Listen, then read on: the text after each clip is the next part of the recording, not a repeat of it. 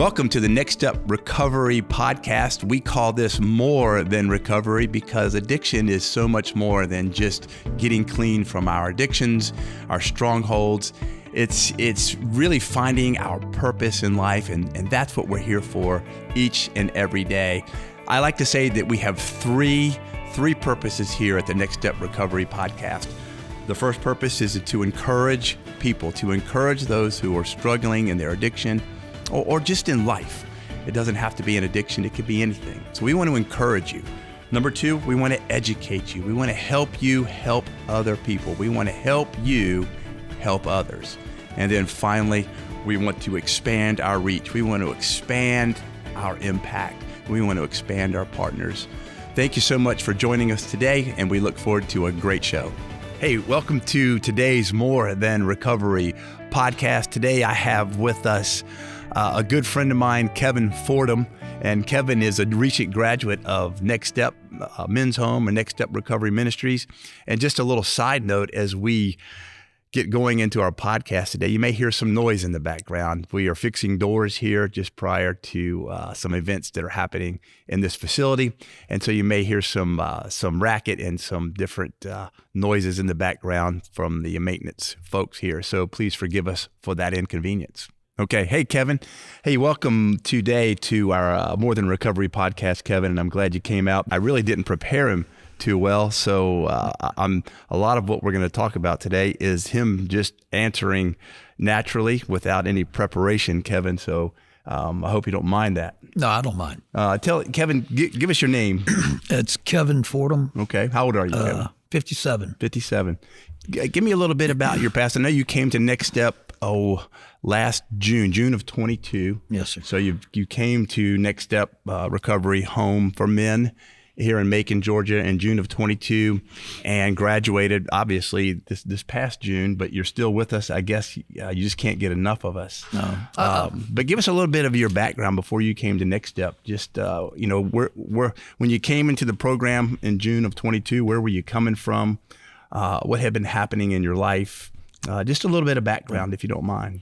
Well, I'd come from county jail. All right, I got out of prison. Got out June 26th, and the 27th I come into Next Step. And I'd spent 6 months on that right there. And it was a violation of probation. And you'd been on probation for what, Kevin? What were you? I was actually on parole. Okay. For burglaries. Okay. Because of my addiction. Right. So you, as most crime is in these cases, it's related to the addiction. The crime of burglary or whatever the crime is usually just a result of the addiction that we're engaged in. Oh yeah. Yeah. And it was a means to get the drugs. Right. That's all it was about. It was getting what my body craved. Right. And right. Good. So you came to us in June of 22 and obviously a little bit about your life. You came from county jail as you stated. But fill me in a little bit before that. You're 50, what'd you tell me? You're 57 now. Yeah. So you're not quite as old as I am, but you're getting up there, right? Yeah. You're getting up there in age. So you're not young anymore. No. And that lifestyle kind of takes its toll on your body, doesn't it? It takes its toll on your life, on your relationships and things like that. So starting at what age, Kevin, would you say that you kind of started engaging in things that you probably shouldn't have been, that led you down a road to where you ended up prison, county jail, that life. How many years of that? I'd say started out at about 15. Okay. Started drinking, smoking marijuana, cigarettes, and one led to the other. Right. We have a saying that small compromises lead to great disasters. And a lot of times we think that what's wrong with, engaging in this activity or this decision, and those small decisions lead to big consequences a lot of times. And we don't think about that as a 15-year-old. But when we get to be 55 and we're still in prison, in jail, on probation, can't hold a job, can't keep my family together, after a while, it really wears on you. So starting from age 15 to, we'll say 55, we'll use round numbers here. So about 40 years of in and out addiction, in and out of jail, in and out of prison. What did that do to your relationships? It destroyed every one of them. Okay. How many kids you got? I've got 2 in California, 1 in Taiwan, and 1 here in Georgia. Okay. And I know in our conversations, you have really tried to establish or reestablish some of those relationships. And I appreciate your humility in those, that you're very clear that you're not forcing yourself back on them in a relationship with your children, understanding that they may still hold some hurt. They may still be hurt from past decisions that you made. And you carry a lot of understanding that you need to be humble in those, in establishing or trying to reestablish those relationships. You know, one thing I've learned from you is I mess things up. We mess them up, especially in the lives that we've lived, you know, so I have to try to let God deal with that. Yeah, that's good. That's good. Yeah. You know, I like to say in counseling with the guys that this applies to all of us, that in our lives we may mess up relationships, and it is our job to correct the behavior that caused the problem in the relationship, correct the behavior, correct the attitude. But it is not our job to force forgiveness. No. And we have to trust God that while we're doing our part, we have to pray that our family members will respond to that and want to forgive, because we cannot control them. No. We can only control us. So the only piece I can control of this is my piece.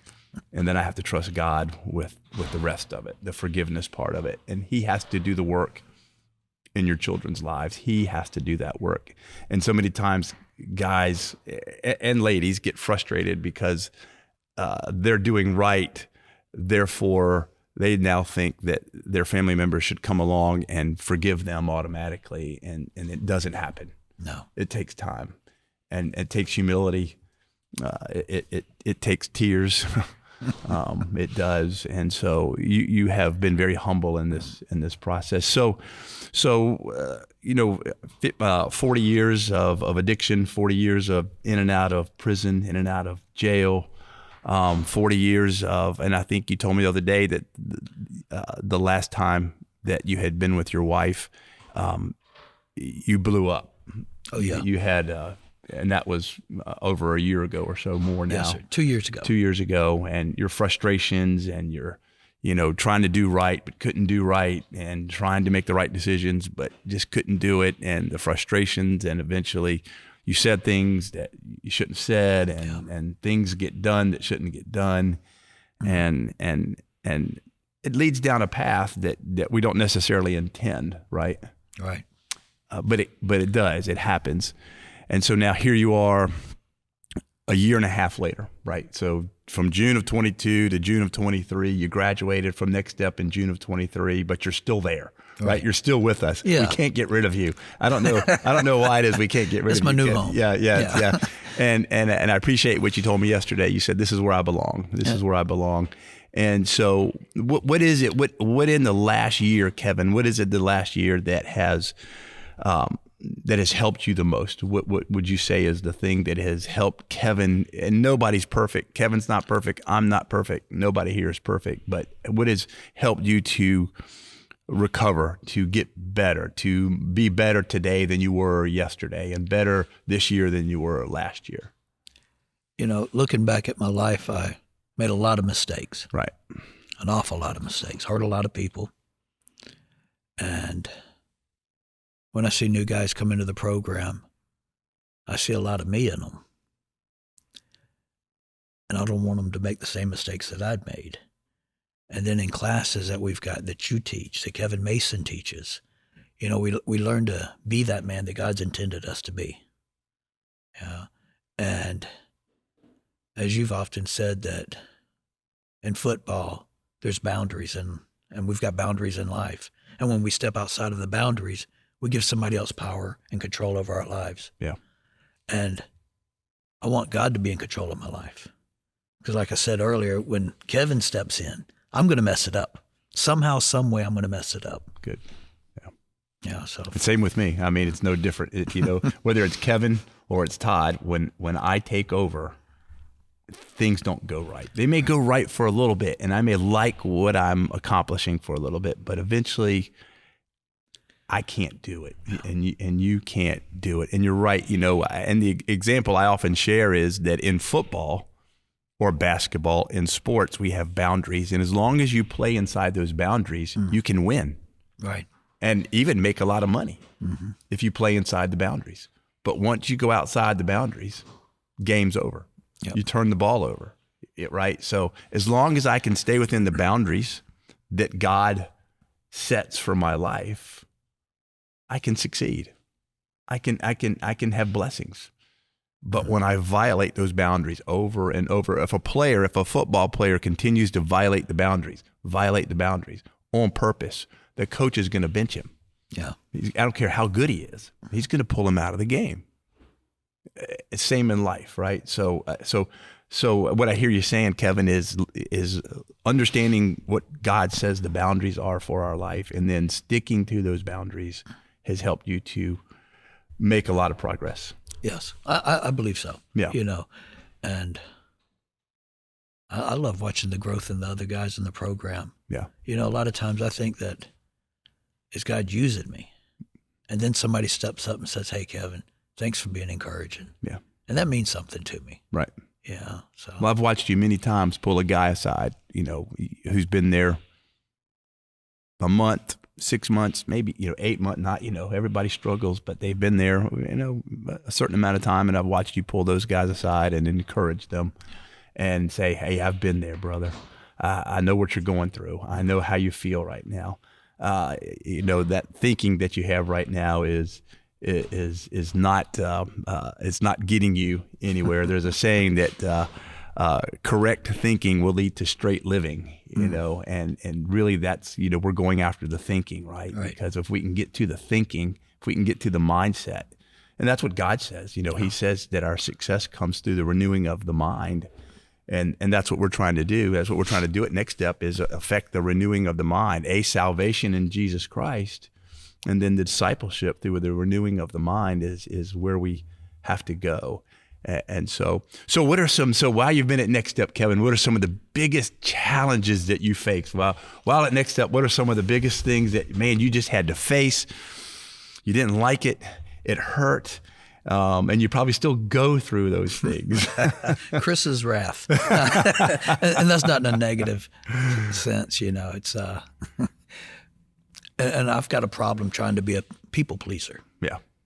So I'm always trying to please somebody else, and so I think that's a big problem. You care, I tell Kevin this often, he cares for people. Kevin, you care for people, and we all do. And sometimes in that caring for people, we care, not that we care too much, we just care the wrong way sometimes. Right, exactly, and I tend to do that. Yeah, so you having to face that feedback, right, from us that, Kevin, let's do the right thing, even if it might upset somebody. Yeah. Let's do the right thing no matter what. Doing the right thing no matter what is very, very difficult at times. Making that right decision every time, and we all mess up. We all make bad decisions at times. But when I string together good decision after good decision after good decision after good decision, when I string those together, right, all of a sudden my life starts to change. And I'm gonna want to make bad decisions. Yeah, I'm gonna. How many times did you probably say to yourself, "I'm leaving Next Step. I'm done." Oh yeah. Yeah. Knowing that was the wrong decision. Oh yeah, but deep down not wanting to. Yeah. Because having that feeling inside, now this is exactly where God wants me. Yeah. I may not want to go through to hear that, hey, you did this wrong. Yeah. Maybe you needed to say this to this individual. Yeah. But knowing that that's what you got to do sometimes. Right. Sometimes the truth hurts. Yeah. And in reality, it's not hurting somebody's feeling, letting them know that, hey, we don't do this. Right. It's helping them grow. It's helping them be the man that God's called them to be. Yeah. Well, one of our purposes here, Kevin, is to just encourage the person who's out there who's struggling in their addiction right now, to encourage families, to encourage the person who's in the addiction, to encourage the families who are dealing with that person who is wreaking havoc in their lives. What would you say to that family member that has a son or a daughter at home, or a husband or a wife, or that's trying to manage this situation? It's causing upheaval in the home. It's disrupting everybody's lives. What would you say to that person, knowing where you've been? What would you say? I'd say that they should never give up. As long as the individual has breath, there's always hope. Yeah. Don't stop praying. And I think I had a praying mother. Yeah. Another family member's praying for me for years. And we may not see results when we want them. We're going to get frustrated. We've got to learn to be patient. Right. And realize that we're not in control. Yeah. We're praying for something that maybe God doesn't want to give us right now, But there's always hope for anybody. Right. Regardless if they're on the streets, in prison, or using at home, there's hope for that individual. Yeah. Don't give up. There was people who didn't give up on you. No, there's a lot of people that didn't. Yeah. And I'm finding out now, even my wife I'm thinking we're divorced or something, or she's wanting the divorce, but she had been praying. Yeah. My brother had been praying, my mother, my father, my sister. Right. Good. And I see it in the home, a lot of the guys where they have no relationship with their family. Right. And God slowly starts opening these doors, slowly starts peeling off the layers that's hardened their hearts. Right. Good. One more question for you. So as guys come into the home, as other men come in there, right? What's the biggest need they have when they walk in that door? What's the biggest need you had when you walked in that door? I think for anybody, it would be being accepted. Is this really where God wants me? Yeah. And I tell the guys that there's hundreds of programs, but God has you here at Next Step. Right. Yeah. Right. But I think the biggest need is just being accepted. That's good. Yeah, because they're walking into a program, a bunch of people, a bunch of guys, leadership. It's uncomfortable. You don't know anybody, right. And you're probably just coming out of jail, or you're coming out of prison, or you're coming off the streets, and you've probably made a lot of people mad, or they're upset with you, or they're just tired of dealing with you. And they're going through a lot of emotions when they walk in that door. And those emotions I tell every guy that comes in the door, don't make a decision for 30 days. Don't make a decision about leaving or staying. Just don't do anything. Just be here for 30 days before you make any type of a decision like that, because it takes a good 30 days usually for your body and your mind to acclimate to the new place, and your body is screaming at you to probably go use as it's trying to shed itself of the toxins, and your body chemicals are imbalanced, and all of those things are happening. It's a difficult time, and so their minds are swimming and their emotions are rolling, and it's a very, very, that's great. They're just looking for somebody a lot of times to love them. Yeah. So, man, Kevin, I appreciate you so much being here today. And I know it's I didn't prepare you too well. I didn't want to give you too much, because I just wanted you to be natural and be authentic about your answers here. And again, the More Than Recovery podcast is here to help you, to help those who are struggling in addiction. We're here to help those who have family members who are in addiction. We're here to help educate people, pastors, counselors. That's our job. That's what we want to do. And we're so glad that you tuned in today to our More Than Recovery podcast. And as we press into right now, when we're videoing this, it's about 15 days or so before Christmas. And so there's a lot going on this time of year. It can be a tough time of year for families. It can be a tough time of year for loved ones. This can be a very depressing time of year for people. And I just want you to be encouraged to know that God loves you, that we're here, that we care. And if there's anything that we can do for you, you can certainly contact us through our website at www.nextstepmen, that's M-I-N like ministry, nextstepmen.com. toddandkevin.org. And I hope you have just a wonderful day. And thanks for joining us today for our podcast.